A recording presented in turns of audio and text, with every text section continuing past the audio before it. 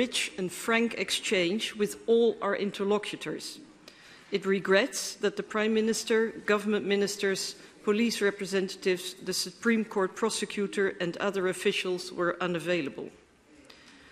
Although Greece has a solid institutional and legal framework, a vibrant civil society and independent media, the delegation notes that there are very serious threats to the rule of law and fundamental rights.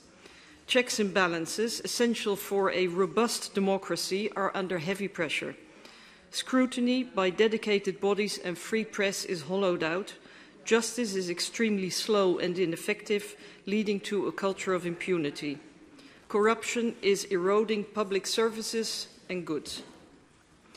Nearly 2 years after the murder of Yorgos Karaivas, there is no visible progress in the police investigation. Not only is no justice done to his family, but it sends a message that safety of journalists is no priority for the government. The case must be investigated without further delay, and the delegation urges the authorities to request assistance from Europol. In addition, many journalists are confronted with physical threats, verbal attacks, violation of their privacy with spyware or slaps.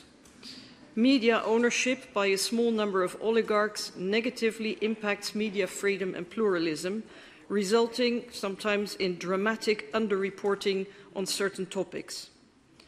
In the aftermath of the train accident, a common statement by Greek media organizations also highlighted this problem. The delegation expresses concern about the underfunding, understaffing, curtailing of powers, opaque appointment procedures and harassment and intimidations of officials of independent public bodies, such as the Ombudsman, the Data Protection Authority, and the Authority for Communication Security and Privacy, ADAE. The delegation furthermore notes that the National Transparency Agency, which should play a vital role in scrutinizing public authorities, does not seem to be effective. The ongoing harassment of anti-corruption prosecutor Touloupaki is also cause for grave concern. The length of judicial proceedings, compound with doubts over the integrity of parts of the police force, lead to a culture of impunity where corruption can thrive. These issues must be remedied as a matter of priority. The treatment of migrants at the external borders and domestically, including reports about pushbacks, violence, arbitrary detention and theft of their belongings, is highly unsettling. The restrictions imposed on monitoring and reporting by NGOs and journalists on migration situations should be lifted immediately. All initiatives contributing to more transparency, such as the pushback reporting mechanism by the Human Rights Commission, must be embraced and enhanced. With regard to equal treatment, Greece has a solid legal framework, and the creation of the new Human Rights Commission is a positive step. However, the practice is very different for example, LGBTI people, Roma people, and women. The delegation calls on all political forces to show leadership and promote societal change. Particular issues to be addressed are domestic violence, police violence, and marriage equality.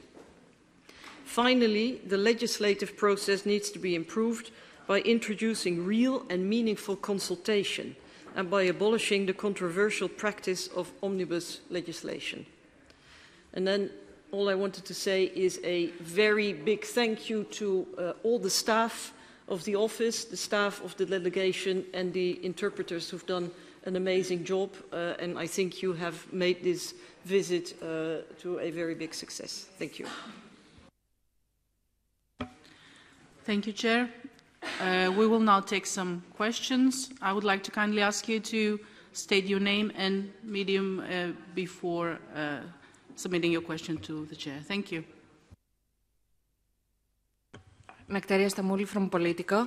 I would like to ask, considering the fact that you didn't see any government officials and considering the fact that you mentioned a number of warnings, How do you plan to proceed? Do you plan a follow-up visit? Do you plan to issue a report? What are the next steps? And if there's something that you think the European Parliament can actually do to improve the situation that you described? Is there, maybe we'll take another question and you can answer that. Is there any other question we can take at this stage? Yes, please. Tasos Teloglu from Said Story. I would like to ask you, when exactly did the police, and especially the judiciary, the prosecutor of the High Court, inform you that he was not going to meet you?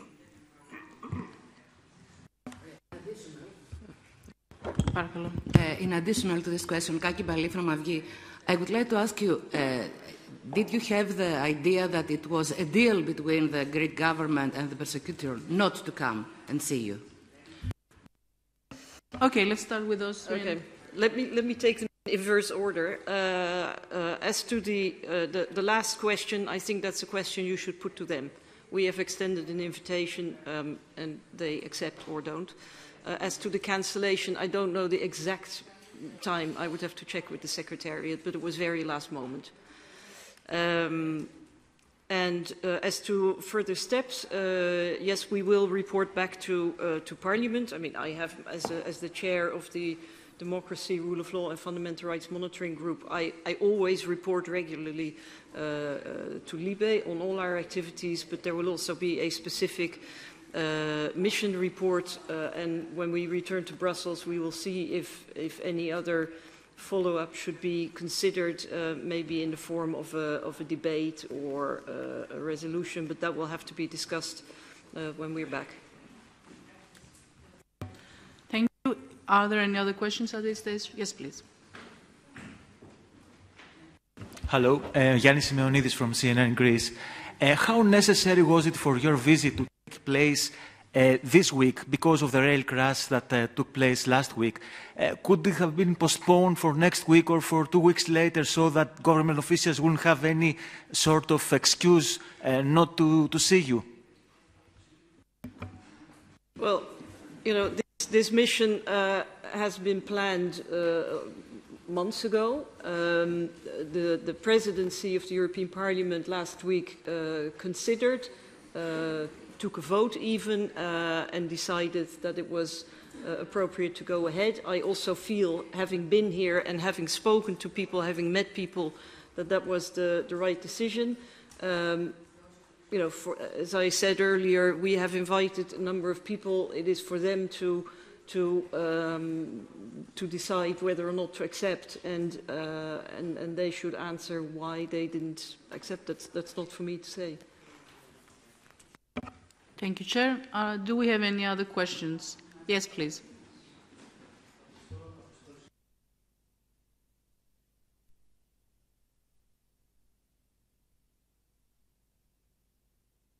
On pressures on independent authorities you have cited and other very serious issues you have described. Is there a possibility you have considered or you're going to consider recommending in your mission report the consideration of rule of law conditionality procedures, or you would consider them open because of the evidence you have gathered during your trip? Well, as I said also to your colleague, we will see exactly what follow-up there will be, and I've mentioned a range of issues where we have concerns, and we will see what kind of recommendations we will come up with. The conditionality mechanism is, let's say, at least in first instance, something that the European Commission is governing, but we have concerns. I mean, I think that's the most important conclusion at this point in time. We have spoken to a number of independent bodies, scrutiny bodies who play a vital role in democracy, because, you know, I firmly believe that checks and balances is the very core, the very essence of democracy, powers and countervailing powers. And if countervailing powers, be they independent bodies or be they free media or civil society, if they are weakened, eroded, if their independence is under pressure, then that's a threat to democracy and the rule of law. And yes, we will flag it up. In what form and with what kind of consequences we'll see, I think it is important to conclude that this is happening. Thank you. Do we have any other questions in the room? No? Okay, so I guess this means this press conference is concluded.